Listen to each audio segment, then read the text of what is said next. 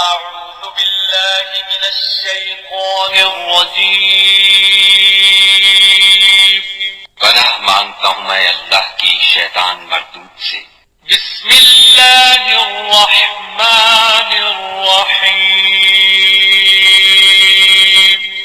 شروع اللہ کے نام سے جو بڑا مہربان نہایت رحم والا ہے۔ الحمد لله رب العالمين سب طرح کی تعریف خدا ہی کو سزاوار ہے جو تمام مخلوقات کا پروردگار ہے۔ الرحمن الرحيم بڑا مہربان نہایت رحم والا۔ مالك يوم الدين انصاف کے دن کا حاکم۔ إياك نعبد وإياك نستعين اے پروردگار ہم تیری ہی عبادت کرتے ہیں اور تجھی سے مدد مانگتے ہیں۔ اهدنا الصراط المستقيم ہم کو سیدھے رستے چلا، صراط الذين أنعمت عليهم غير المغضوب عليهم ولا الضالين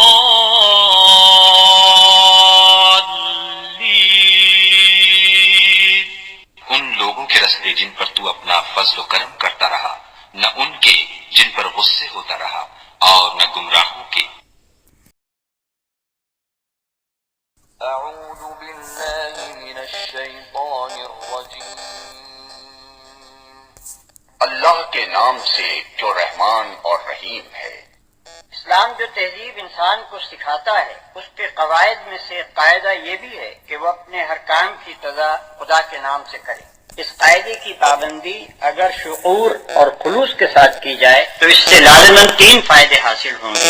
ایک یہ کہ آدمی بہت سے برے کاموں سے بچ جائے گا، کیونکہ خدا کا نام لینے کی عادت اسے ہر کام شروع کرتے وقت یہ سوچنے پر مجبور کر دے گی کہ کیا واقعی میں اس کام پر خدا کا نام لینے میں بجانب ہوں۔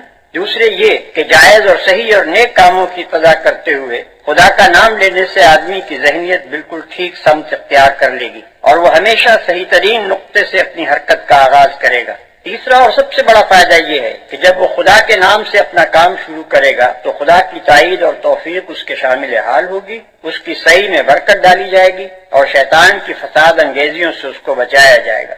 خدا کا طریقہ یہ ہے کہ جب بندہ اس کی طرف توجہ کرتا ہے تو وہ بھی بندے کی طرف توجہ فرماتا ہے۔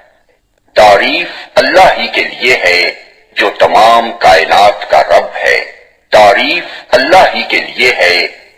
جیسا کہ ہم دیباچے میں بیان کر چکے ہیں، سورہ فاتحہ اصل میں تو ایک دعا ہے، لیکن دعا کی ابتدا اس ہستی کی تعریف سے کی جا رہی ہے جس سے ہم دعا مانگنا چاہتے ہیں۔ یہ گویا اس امر کی تعلیم ہے کہ دعا جب مانگو تو مہذب طریقے سے مانگو۔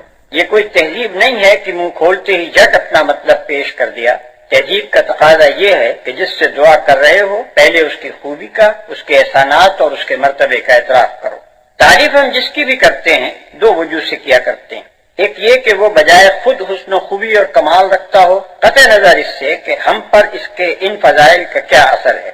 دوسرے یہ کہ وہ ہمارا محسن ہو اور ہم اعتراف نعمت کے جذبے سے سرشار ہو کر اس کی خوبیاں بیان کریں۔ اللہ تعالیٰ کی تعریف ان دونوں حیثیتوں سے ہے۔ یہ ہماری قدر شناسی کا تقاضا بھی ہے اور احسان شناسی کا بھی کہ ہم اس کی تعریف میں رد اللسان ہوں۔ اور بات صرف اتنی ہی نہیں ہے کہ تعریف اللہ کے لیے ہے، بلکہ صحیح یہ ہے کہ تعریف اللہ ہی کے لیے ہے۔ یہ بات کہہ کر ایک بڑی حقیقت پر سے پردہ اٹھایا گیا ہے، اور وہ حقیقت ایسی ہے جس کی پہلی ہی ضرب سے مخلوق پرستی کی جڑ کٹ جاتی ہے۔ دنیا میں جہاں جس چیز اور جس شکل میں بھی کوئی حسن، کوئی خوبی، کوئی کمال ہے، اس کا سرچشمہ اللہ ہی کی ذات ہے۔ کسی انسان، کسی فرشتے، کسی دیوتا، کسی سیارے، غرض کسی مخلوق کا کمال بھی ذاتی نہیں ہے بلکہ اللہ کا عطیہ ہے۔ بس اگر کوئی اس کا مستحق ہے کہ ہم اس کے گرویدہ اور پرستار، احسان مند اور شکر گزار، نیاز مند اور خدمتگار بنے تو وہ خالق کمال ہے نہ کہ صاحب کمال۔ جو تمام کائنات کا رب ہے۔ رب کا لفظ عربی زبان میں 3 معنوں میں بولا جاتا ہے۔ 1 مالک اور آقا، 2 مربی پرورش کرنے والا، خبر گیری اور نگہبانی کرنے والا، 3 فرمانروا، حاکم، مدبر اور منتظم۔ اللہ تعالیٰ ان سب معنوں میں کائنات کا رب ہے۔ رحمان اور رحیم ہے۔ انسان کا خاصہ ہے کہ جب کوئی چیز اس کی نگاہ میں بہت زیادہ ہوتی ہے تو وہ مبالغے کے صیغوں میں اس کو بیان کرتا ہے، اور اگر ایک مبالغے کا لفظ بول کر وہ محسوس کرتا ہے کہ اس شے کی فراوانی کا حق ادا نہیں ہوا تو پھر وہ اسی معنی کا ایک اور لفظ بولتا ہے تاکہ وہ کمی پوری ہو جائے جو اس کے نزدیک مبالغے میں رہ گئی ہے۔ اللہ کی تعریف میں رحمان کا لفظ استعمال کرنے کے بعد پھر رحیم کا اضافہ کرنے میں بھی یہی نقطہ پوشیدہ ہے۔ رحمان عربی زبان میں بڑے مبالغے کا صیغہ ہے، لیکن خدا کی رحمت اور مہربانی اپنی مخلوق پر اتنی زیادہ ہے، اس قدر وسیع ہے، ایسی بے حد و حساب ہے کہ اس کے بیان میں بڑے سے بڑا مبالغے کا لفظ بول کر بھی جی نہیں بھرتا۔ اس لیے اس کی فراوانی کا حق ادا کرنے کے لیے پھر رحیم کا لفظ مزید استعمال کیا گیا۔ اس کی مثال ایسی ہے جیسے ہم کسی شخص کی فیاضی کے بیان میں سخی کا لفظ بول کر جب تشنگی محسوس کرتے ہیں تو اس پر داتا کا اضافہ کرتے ہیں۔ رنگ کی تعریف میں جب گورے کو کافی نہیں پاتے تو اس پر چٹے کا لفظ اور بڑھا دیتے ہیں۔ درازی قد کے ذکر میں جب لمبا کہنے سے تسلی نہیں ہوتی تو اس کے بعد ترنگا بھی کہتے ہیں۔ روز جزا کا مالک ہے، یعنی اس دن کا مالک جبکہ تمام اگلی پچھلی نسلوں کو جمع کر کے ان کے کارنامہ زندگی کا حساب لیا جائے گا اور ہر انسان کو اس کے عمل کا پورا صلہ یا بدلہ مل جائے گا۔ اللہ کی تعریف میں رحمان اور رحیم کہنے کے بعد مالک روز جزا کہنے سے یہ بات نکلتی ہے کہ وہ نرا مہربان ہی نہیں ہے بلکہ منصف بھی ہے، اور منصف بھی ایسا با اختیار منصف کہ آخری فیصلے کے روز وہی پورے اقتدار کا مالک ہوگا، نہ اس کی سزا میں کوئی مزاحم ہو سکے گا اور نہ جزا میں مانے۔ لہذا ہم اس کی ربوبیت اور رحمت کی بنا پر اس سے محبت ہی نہیں کرتے بلکہ اس کے انصاف کی بنا پر اس سے ڈرتے بھی ہیں، اور یہ احساس بھی رکھتے ہیں کہ ہمارے انجام کی بھلائی اور برائی بالکل یا اسی کے اختیار میں ہے۔ ہم تیری ہی عبادت کرتے ہیں اور تجھی سے مدد مانگتے ہیں، ہم تیری ہی عبادت کرتے ہیں۔ عبادت کا لفظ بھی عربی زبان میں 3 معنوں میں استعمال ہوتا ہے۔ 1 پوجا اور پرستش، 2 طاعت اور فرما برداری، 3 بندگی اور غلامی۔ اس مقام پر تینوں معنی بیک وقت مراد ہیں، یعنی ہم تیرے پرستار بھی ہیں، مطیع فرمان بھی اور بندہ و غلام بھی۔ اور بات صرف اتنی ہی نہیں ہے کہ ہم تیرے ساتھ یہ تعلق رکھتے ہیں بلکہ واقعی حقیقت یہ ہے کہ ہمارا یہ تعلق صرف تیرے ہی ساتھ ہے۔ ان تینوں معنوں میں سے کسی معنی میں بھی کوئی دوسرا ہمارا معبود نہیں ہے۔ تجھی سے مدد مانگتے ہیں، یعنی تیرے ساتھ ہمارا تعلق محض عبادت ہی کا نہیں ہے بلکہ استعانت کا تعلق بھی ہم تیرے ہی ساتھ رکھتے ہیں۔ ہمیں معلوم ہے کہ ساری کائنات کا رب تو ہی ہے اور ساری طاقتیں تیرے ہی ہاتھ میں ہیں اور ساری نعمتوں کا تو ہی اکیلا مالک ہے، اس لیے ہم اپنی حاجتوں کی طلب میں تیری طرف ہی رجوع کرتے ہیں، تیرے ہی آگے ہمارا ہاتھ پھیلتا ہے اور تیری مدد ہی پر ہمارا اعتماد ہے۔ اسی بنا پر ہم اپنی یہ درخواست لے کر تیری خدمت میں حاضر ہو رہے ہیں۔